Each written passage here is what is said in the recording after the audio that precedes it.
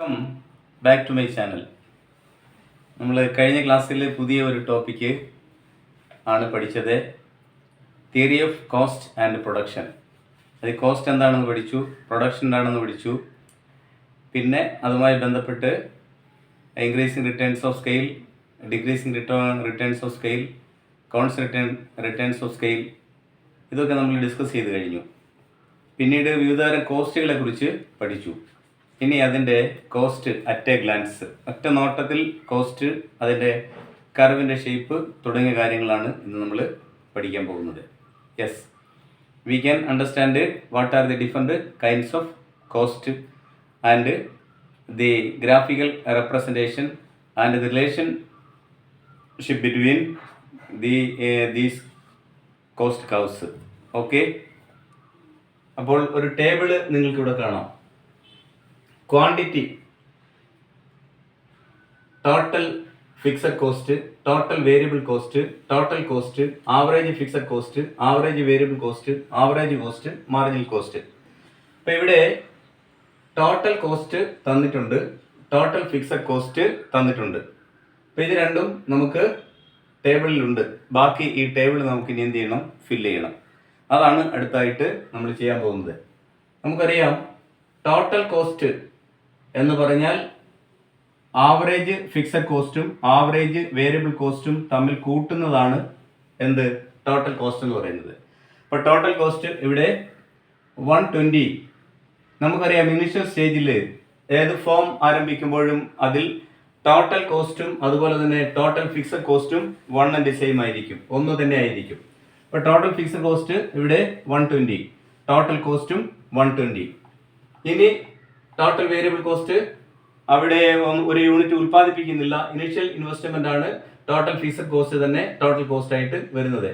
അപ്പോൾ ആദ്യത്തെ സ്റ്റേജിൽ ആ സംരംഭം ആരംഭിച്ചപ്പോൾ നമുക്ക് ടോട്ടൽ ഫിക്സഡ് കോസ്റ്റും ടോട്ടൽ കോസ്റ്റും ഈക്വൽ ആണ്. ഇനി നമുക്കറിയാം, ടോട്ടൽ കോസ്റ്റ് എന്ന് പറയുന്നത് ആവറേജ് ഫിക്സഡ് കോസ്റ്റും ആവറേജ് വേരിയബിൾ കോസ്റ്റും ചേരുന്നതാണ്, അല്ലെങ്കിൽ ഫിക്സഡ് കോസ്റ്റും വേരിയബിൾ കോസ്റ്റും കൂട്ടുന്നതാണ് ടോട്ടൽ കോസ്റ്റ്. അങ്ങനെയാണെങ്കിൽ ഇവിടെ നമുക്ക് ടോട്ടൽ ഫിക്സഡ് കോസ്റ്റ് എല്ലായ്പ്പോഴും എത്ര തന്നെ ആയിരിക്കും? ഫിക്സഡ് ആയിരിക്കും, അല്ലെങ്കിൽ കോൺസ്റ്റന്റ് ആയിരിക്കും. അതുകൊണ്ട് ടോട്ടൽ ഫിക്സഡ് കോസ്റ്റ് ആദ്യം ഫില്ല് ചെയ്യുന്നു. Total fixed cost 120. അപ്പൊ ഏത് യൂണിറ്റ്? 6 യൂണിറ്റ് ആണ് നമ്മളിവിടെ ഉപയോഗിക്കുന്നത്. ആ 6 യൂണിറ്റ് ഉപയോഗിക്കുമ്പോഴും 120 തന്നെയാണ് ടോട്ടൽ കോസ്റ്റ്, അല്ലെങ്കിൽ ടോട്ടൽ ഫിക്സഡ് കോസ്റ്റ് കോൺസ്റ്റന്റ് ആണെന്ന് അർത്ഥം. ഇനി ടോട്ടൽ കോസ്റ്റ് ഉണ്ട്, പിന്നെ ടോട്ടൽ ഫിക്സഡ് കോസ്റ്റും ഉണ്ട്. ടോട്ടൽ വേരിയബിൾ കോസ്റ്റ് കാണണം. ടോട്ടൽ വേരിയബിൾ കോസ്റ്റ് കാണുന്നത് എങ്ങനെയാണ്? Total variable cost is equal to total cost minus total fixed cost. അപ്പോൾ ടോട്ടൽ ഫിക്സഡ് കോസ്റ്റിൽ മൈനസ് ചെയ്യുന്നു, ടോട്ടൽ കോസ്റ്റിൽ നിന്ന് ടോട്ടൽ ഫിക്സഡ് കോസ്റ്റ് മൈനസ് ചെയ്യുന്നു. അപ്പോൾ ഇത് ആദ്യ സ്റ്റേജ്, രണ്ടും ഈക്വൽ ആണ്. ഇനി നമുക്ക് എന്താണ്? 180 ടോട്ടൽ കോസ്റ്റിൽ നിന്ന് ടോട്ടൽ ഫിക്സഡ് കോസ്റ്റ് നമ്മൾ മൈനസ് ചെയ്യുന്നു. അപ്പോൾ 180ൽ നിന്ന് 120 മൈനസ് ചെയ്താൽ 60 കിട്ടും. 60. 200ൽ നിന്ന് 120 മൈനസ് ചെയ്താൽ 80 കിട്ടും. ദെൻ 210 120, അപ്പോൾ 90 കിട്ടും. 225 120, 225ൽ നിന്ന് 125 മൈനസ് ചെയ്താൽ 105. ഇനി 120, 260ൽ നിന്ന് 120 മൈനസ് ചെയ്താൽ 140 കിട്ടും. ദെൻ 330ൽ നിന്ന് 120 മൈനസ് ചെയ്താൽ 210 കിട്ടും. അപ്പോൾ ഇതേ രീതിയിൽ ടോട്ടൽ വേരിയബിൾ കോസ്റ്റ് നമ്മൾ കണ്ടുപിടിച്ച് കഴിഞ്ഞു. അപ്പം 180ഉം 60ഉം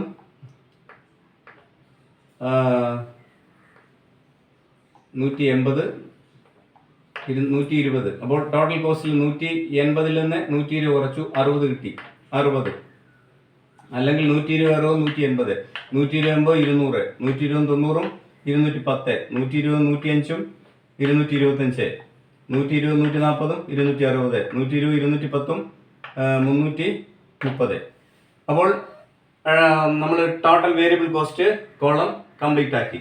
ഇനി ആവറേജ് ഫിക്സഡ് കോസ്റ്റ് ആണ് കണ്ടുപിടിക്കുക. അപ്പോൾ ടോട്ടൽ വേരിയബിൾ കോസ്റ്റ് എങ്ങനെ കണ്ടുപിടിച്ചു? Total cost minus total fixed cost. അടുത്തത് average fixed cost. Average fixed cost എന്ന് പറയുന്നത് total fixed cost divide by number of units ആണ്. ടോട്ടൽ ഫിക്സഡ് കോസ്റ്റ് എത്രയാണ്? ഇതല്ലേ ടോട്ടൽ 120. 120 രണ്ടാമത്തെ കോളം നമ്മൾ ഫില്ല് ചെയ്യണമെങ്കിൽ എന്താണ്? 120യെ 1 കൊണ്ട് ഡിവൈഡ് ചെയ്താൽ 120 തന്നെ കിട്ടും. 120. ദെൻ രണ്ടാമത്തെ item total fixed cost, average total fixed cost 120 ആണ്. 120യെ 2 കൊണ്ട് ഡിവൈഡ് ചെയ്താൽ 60 കിട്ടും. ദെൻ 40 കിട്ടും. ദെൻ 4 120 ഡിവൈഡ് ബൈ 4 3 30 കിട്ടും. 5 2 10 20 25 4 24 കിട്ടും. ദെൻ 120 ഡിവൈഡ് ബൈ 60 6 20 കിട്ടും. അപ്പോൾ ഇതേ രീതിയിൽ നമ്മൾ ആവറേജ് ഫിക്സഡ് കോസ്റ്റും കംപ്ലീറ്റ് ആക്കി. ഇനി ആവറേജ് വേരിയബിൾ കോസ്റ്റ് ആണ് അടുത്തത്. ആവറേജ് വേരിയബിൾ കോസ്റ്റ് എന്ന് പറയുമ്പോൾ average variable cost total variable കോസ്റ്റിനെ ക്വാണ്ടിറ്റി ടോട്ടൽ വേരിയബിൾ കോസ്റ്റ് ഇതാണ്. അപ്പോൾ 60/1 60, 80/2 40, 90/3 30, 105 105/4 2 8 25 6 24 1 10 അപ്പം 26 പോയിന്റ് സംതിങ് 26 പോയിന്റ് പിന്നെ 1 അല്ലേ വരുന്നത് 10-നകത്ത് 2 ടൈംസ് 2 സംതിങ്. ദെൻ 120/5 അല്ല 105. അടുത്തത് 140 140/5 2 ടൈംസ് 10 4 28 28.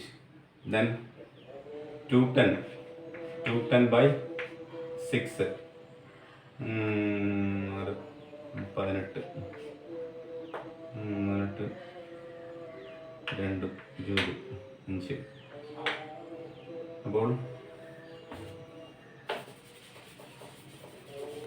അടുത്ത ലാസ്റ്റ് വൺ ഏതാണ്?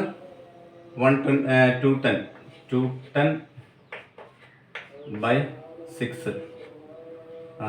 18 അടുത്തും പോയിട്ട് 3 30 5 35 കിട്ടും.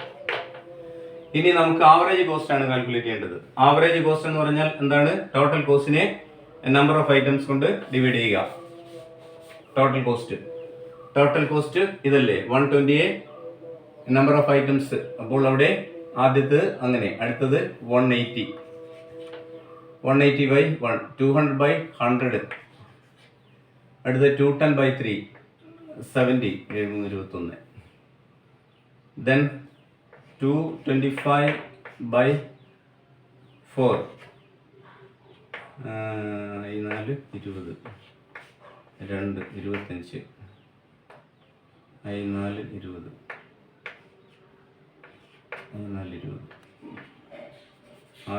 4 4 20 സിസ്റ്റം 2 25-നകത്ത് 4 6 4 24 24 1 10 2. അപ്പോൾ 56.2. Then total cost divide by 260/5 260/5 4 20 5 25 1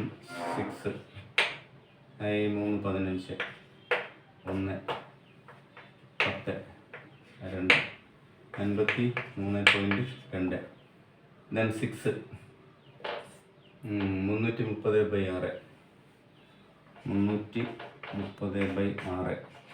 330/6 6 30 6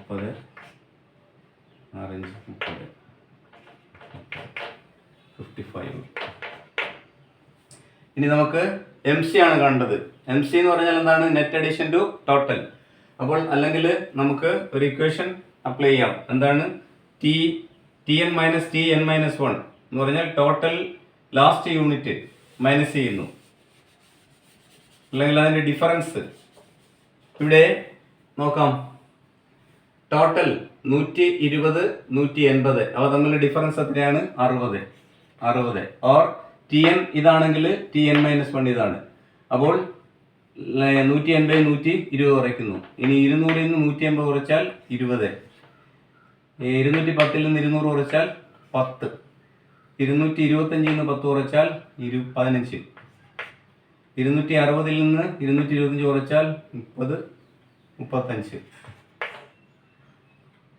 5 5 10 5 6.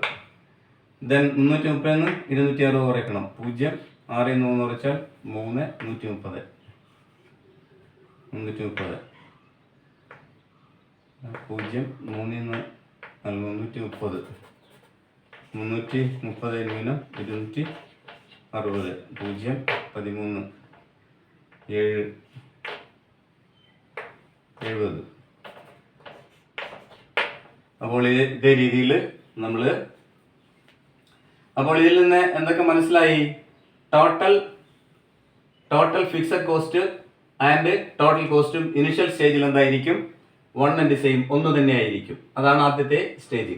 അത് കഴിഞ്ഞിട്ട് ടോട്ടൽ ഫിക്സഡ് കോസ്റ്റ് എല്ലാം ഇപ്പോഴും ഏത് യൂണിറ്റ് ഉൽപ്പാദിപ്പിച്ചാലും എത്രയായിരിക്കും? ഫിക്സഡ് ആയിരിക്കും.